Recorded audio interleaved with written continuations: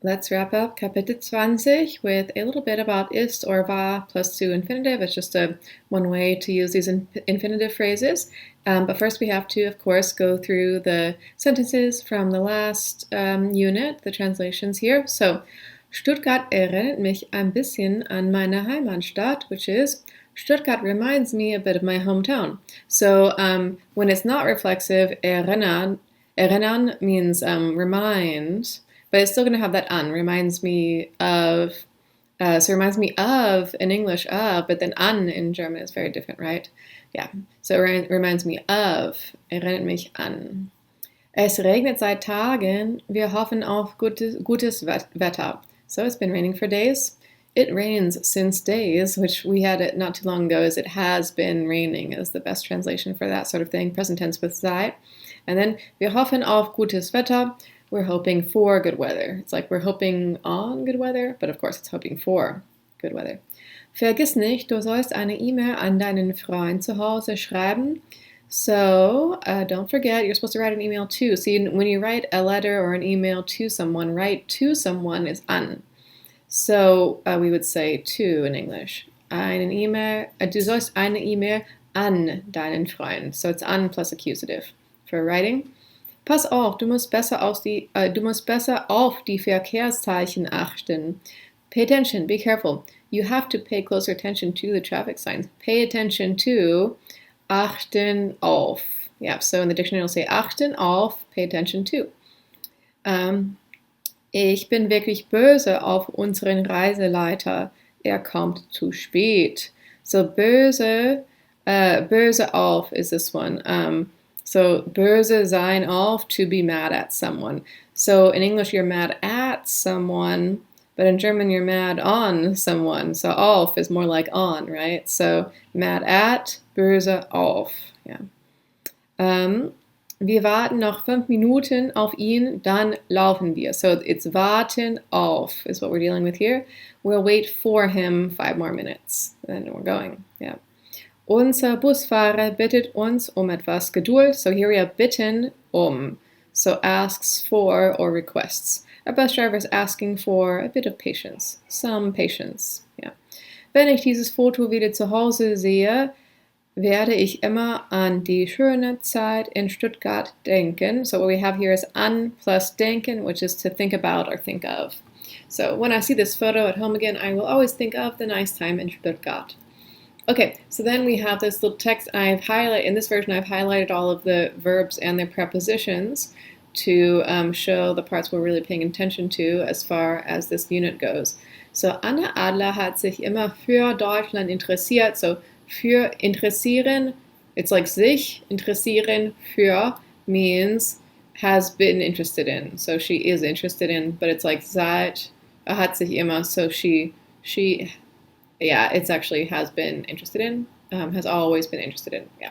So für and interessieren is interested in German, not interested for, and interested in English, but when in German it would interest for, yeah.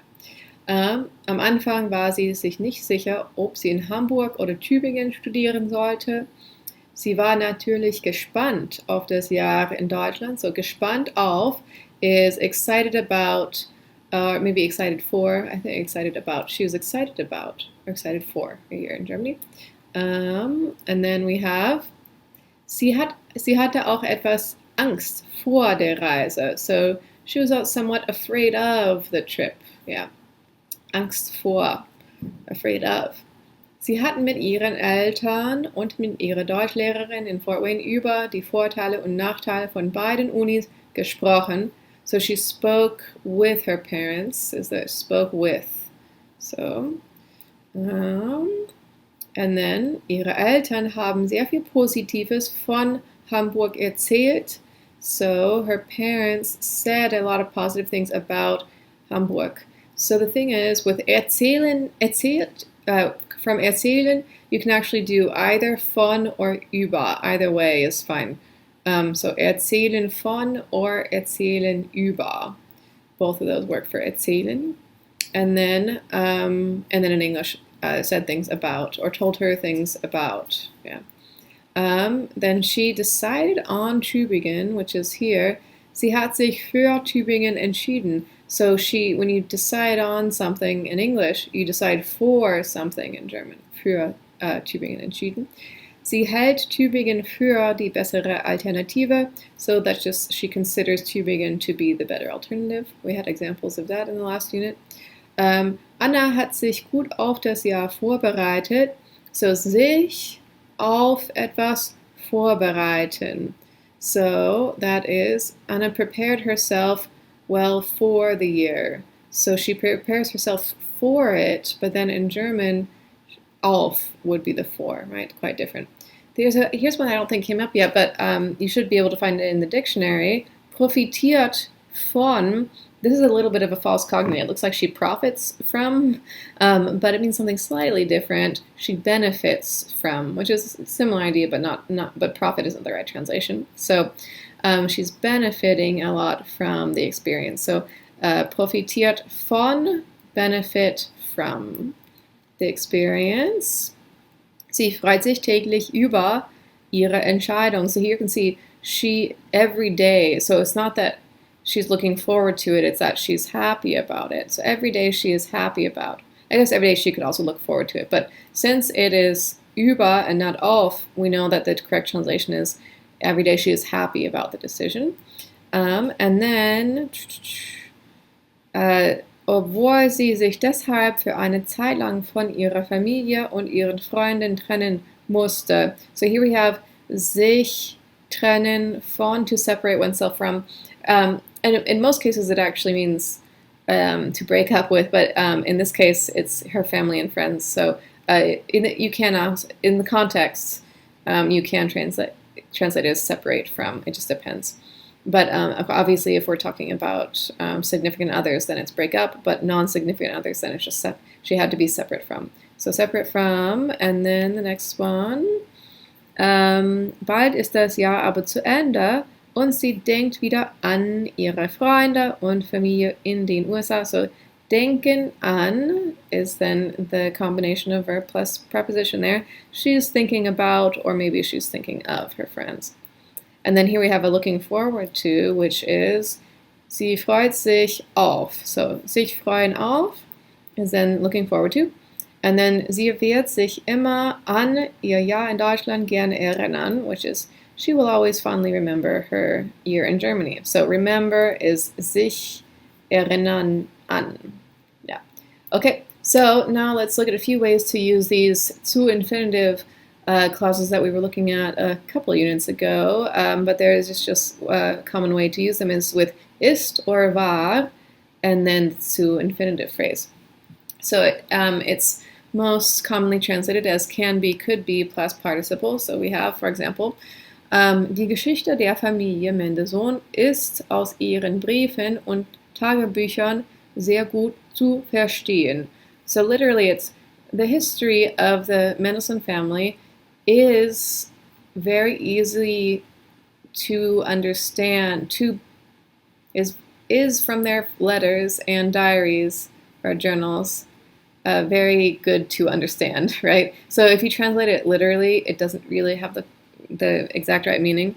It is to be understood. That's a little closer. This isn't, verstehen is an infinitive, not a past participle. That's the confusing thing about this, because it's like they are to be understood through these things. So there really is a past participle type meaning happening, but then it's just infinitive. So whenever you see ist plus the zu infinitive phrase, just go for the can be understood or could be for the past version, yeah. So the history of the Mendelssohn family can be understood, is to be understood, I guess, from their letters and journals, yeah. So ist plus the zu infinitive. We have some more. Der Nachweis für diese Theorie ist in der Einleitung des Buches zu finden. So it's the evidence of this theory is to find in the introduction of the book, or the book's preface, right? So it's not like is to find, it is to be found is a little better, but then can be found is the best translation. Der Erfolg der jüngeren Generation war nicht mehr auszuhalten. The success of the younger generation could no longer be kept in check. So to be kept in check, or yeah, to be held down, I guess. Yeah. So the success of the younger generation, and then like was not to be held down. So but could no longer be kept in check is very good translation. So, and then of course, if we have the separable prefix, just like before with any of those infinitive phrases, you'll see that we've got auf, which is the separable prefix, and halten, which is the normal verb, and so the zu has been inserted after the prefix and before the rest of the verb, as you might expect. Other translations is to be, was to be, plus past participle. So that's the other one that I was doing just now. Evidence of this theory is to be found in the. So that's also fine, but it's slightly closer to what we're actually looking at here, the literal version. But it's still different than what the translation you would come with if you didn't know about this structure, because finden is not a past participle, so you're still putting something in there that isn't there. That is, the meaning is there, but of course grammatically it's still changed to a past participle when there is no past participle there. And then must be, had to be past participle. Yeah, so that sometimes you'll get that as well. And then the present tense, keep in mind that the future tense of sein and wohl expresses probability in the present. So wohl means probably in a lot of cases. So diese Art von Nachweisen wird wohl in verwandten Werken zu finden sein. We talked about this a few chapters ago, where it's like wird is a future, right? Use wird plus an infinitive to make the future. But then when you add wohl, it makes it sort of like we will find out in the future probably that this is the case, and when we find that, we're talking about a present time, but we don't know yet. So that's why future of sein plus wohl indicates present probability, but it's still, because of that uncertainty, we talk about the future, right? So can probably be found, wird wohl zu finden sein. Diese Art von Nachweisen wird wohl in verwandten Werken zu finden sein. This type of proof can probably be found in related works. If you did future, it would be like, this type of proof will probably be found in related works. Just will instead of can, but the present is better. But I don't think it makes a huge difference. Der Unfall im Atomkraftwerk wird wohl auf menschliche Fehler zurückzuführen sein. The accident at the nuclear power plant can probably be traced back to human error. Yeah. So it's like will probably be traced, but then it's more like present tense. Can probably be to be traced back to. Yeah. So the more experience you have with these, the more normal they will sound. But if you try to translate them word for word, they sound a little bit weird. Okay. Context will help you to determine whether the sein plus the zu plus infinitive should be translated as can be or must be. And when a time limit is set, that is must, right? So yeah, people talk about deadlines this way a lot. Dieses Buch ist bis Montag zu lesen. This book must be read by Monday. So this book is to be read by Monday. Is to be read by Monday, which implies must be as well. So I think either way, this book must be read by Monday or should. But if you translate it also, this book is to be read by Monday, I think that's fine as well. I think that's a similar meaning enough.